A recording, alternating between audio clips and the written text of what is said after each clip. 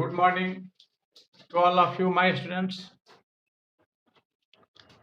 We are going to read today last class of narration. Narration will be finished today. Understand? Only two rules. We are going to read first.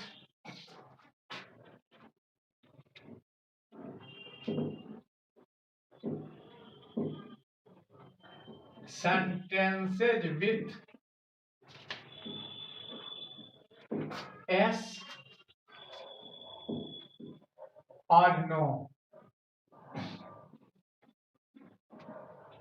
वैसे वाक्य जिसमें क्या आ रहे हैं, yes या no आ रहे हैं. ठीक है, पहले एग्जाम्पल दे रहे हैं, उसके बाद रूल दिखाएंगे, क्योंकि कुछ विद्यार्थियों को प्रॉब्लम होता है. पहले रूल लिखा देते हैं, पहले एग्जाम्पल ही दे रहे हैं. देखिए, he said comma invert comma S. S या नो पंक्चुएशन का रूल है, हमेशा याद रखिएगा.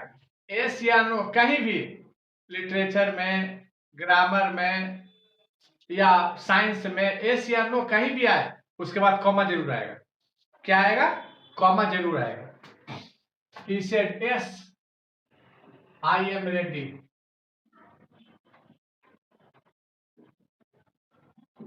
तो हो जाएगा.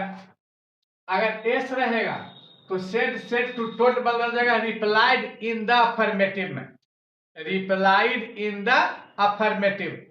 और नो रहेगा तो सेड टू टोल्ड बदल जाएगा रिप्लाइड इन द नेगेटिव. ठीक है, हो जाएगा ही रिप्लाइड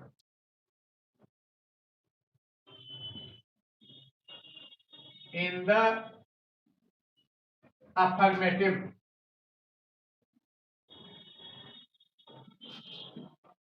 एस समाप्त हो गया. दैट अब आई है फर्स्ट पर्सन, तो सब्जेक्ट के अनुसार तो क्या हो जाएगा? He was ready. अब देखिए दूसरा example. He said comma invert comma no I am not going to market now. Market now तो नो है, तो हो जाएगा replied in the negative. He replied in the negative that. तीनों समाप्त हो गए. आई है तो ही हो जाएगा. He was not going to market now का देन. ठीक है, लिखे इतना. रूल लिखिए लीजिए, लिखिए रूल.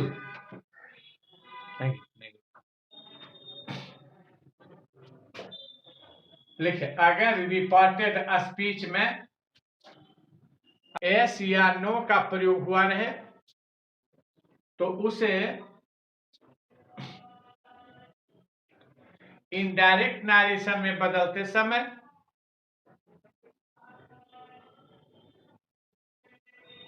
रिपोर्टिंग वर्ब के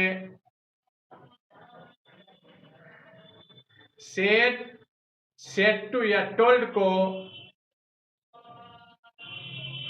सेड टू या टोल्ड को क्रमशः replied in the affirmative. Replied in the affirmative यानी एस रहेगा तो हो जाएगा replied in the affirmative. Replied in the affirmative तथा रिप्लाइड इन द नेगेटिव में बदल देते हैं.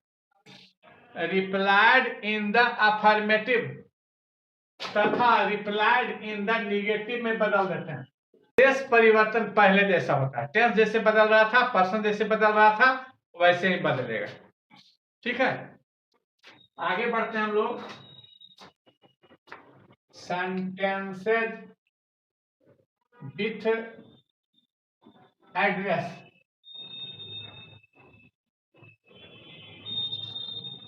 ADDRESS, sentences with address, ADDRESS।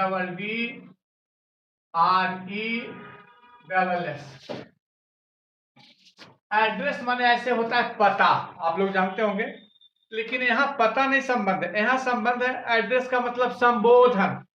नहीं कहते हैं कि मीटिंग का एड्रेस करना मतलब संबोधन करना, संबोधन करना का अर्थ है यहाँ एड्रेस।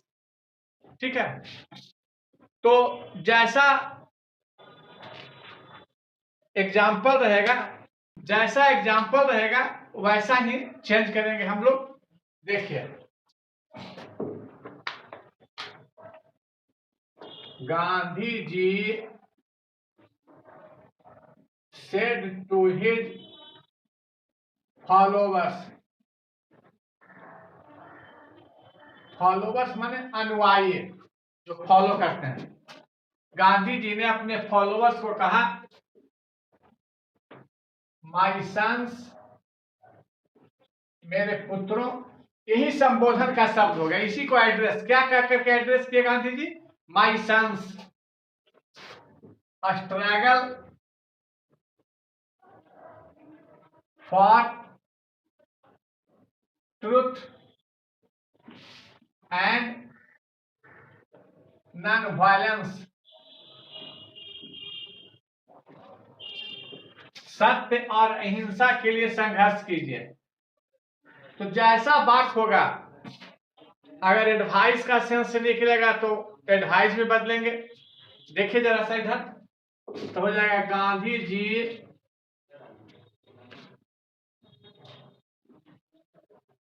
एड्रेस्ड, सेट टू बदल जाएगा एड्रेस्ड में, हिज फॉलोवर्स, उसके बाद एज का प्रयोग करेंगे, एज का, और जो संबोधन का शब्द है उसी को जोड़ देंगे। तो एज माई सन्स है तो एज हिज सन्स, उसके बाद एंड का प्रयोग करेंगे, एंड जैसा वाक्य होगा, इंट्रोगेटिव होगा तो इंट्रोगेटिव का रूल फॉलो करेंगे, इंपरेटिव होगा तो इंपरेटिव का, असर्टिव होगा तो असर्टिव का। तो इंपरेटिव है, सलाह दे रहे हैं, and advise to struggle for truth and non-violence। ठीक है, देखिए दूसरा example, he said to his friend, common है कॉमन, my darling। अब देखिए यहाँ संबोधन का शब्द क्या आ गया, मेरे प्रिय, मेरे माई डार्लिंग, डार्लिंग का मतलब प्यारा, माई डार्लिंग, भाई are you sad today, sad today. अब इंट्रोगेशन का ये बात है, तुम उदास आज क्यों हो, तो हो जाएगा ही addressed his friend as his darling, and अब इंट्रोगेटिव है तो आस्क का प्रयोग होगा, एंड आस्क भाई, अब यहाँ सी भी दे सकते हैं या ही भी दे सकते हैं, वाज सैड टुडे का दैट डे। ठीक है, लिखे इतना, हो गया फिनिश। इसके बाद रूल लिखाना है, अभी लिखिएगा रूल में, अगर रिपोर्टेड स्पीच में, लिखिएगा रूल में, अगर रिपोर्टेड स्पीच में यानी संबोधन के शब्द का प्रयोग हुआ रहे, जैसे my sons, my darling, my friend, my brother, कुछ भी रह सकता है। संबोधन का शब्द का प्रयोग हुआ रहे तो उसे इनडायरेक्ट नरेशन में बदलते समय रिपोर्टिंग वर्ब के सेड टू या टोल्ड को एड्रेस्ड में बदल देते हैं। एड्रेस्ड, ADDRESSED, एड्रेस्ड में बदल देते हैं। नंबर टू में ऑब्जेक्ट का प्रयोग कर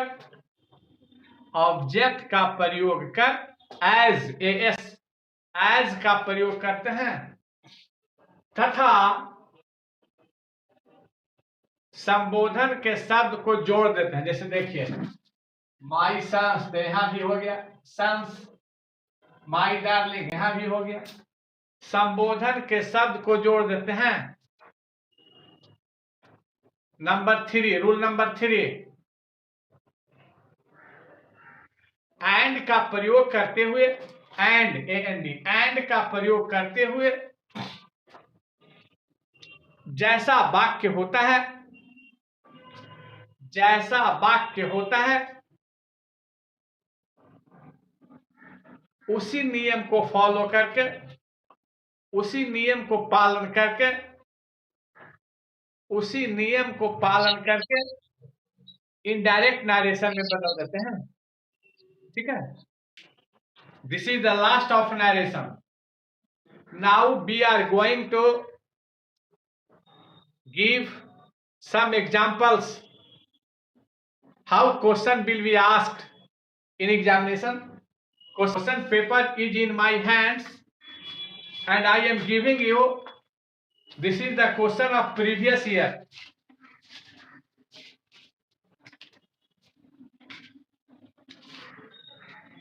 लास्ट साल का क्वेश्चन है, विगत वर्ष का है ना। देखिए 2020 का जो क्वेश्चन आया है नरेशन से, उसी को हम दे रहे हैं आप लोग को कि कैसे पूछता है जो। ठीक है,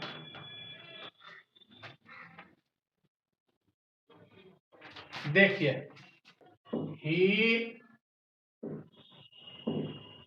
said to me, comma and wait comma, will you post this letter for me? Will you post this letter for me? Interrogation. ठीक है, अब देखिए इसमें है choose the correct answer. Question ऐसे रहेगा, दिया हुआ बीच में, choose the correct form of indirect narration. ठीक है, अब देखिए ए पहला ऑप्शन है, he asked me if I would post that letter for him। दूसरा है he asked me if I would post this letter for him। तीसरा है he asked me if I will post that letter for him. चौथा है he said to me if I would post that letter for him. ठीक है, अब देखिए कौन answer होगा, जो कौन आंसर होगा पता चला कुछ? कोई लोग?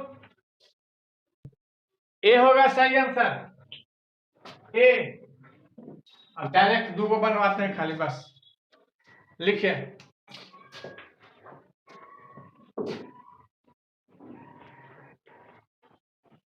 he said to me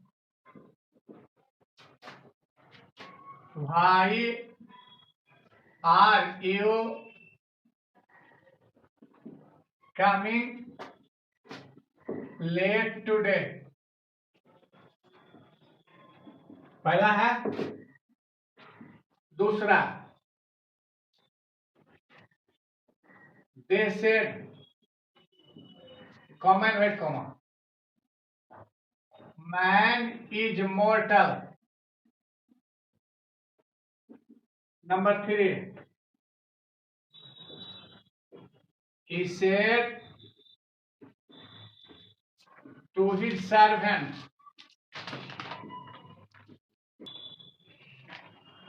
he said to me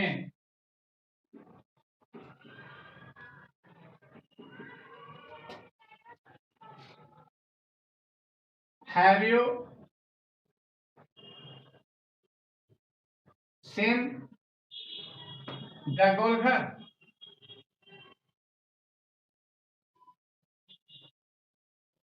बस 5 बनाइए जल्दी जल्दी, बस आज इतना ही रहने देते हैं। Thanks to all of you.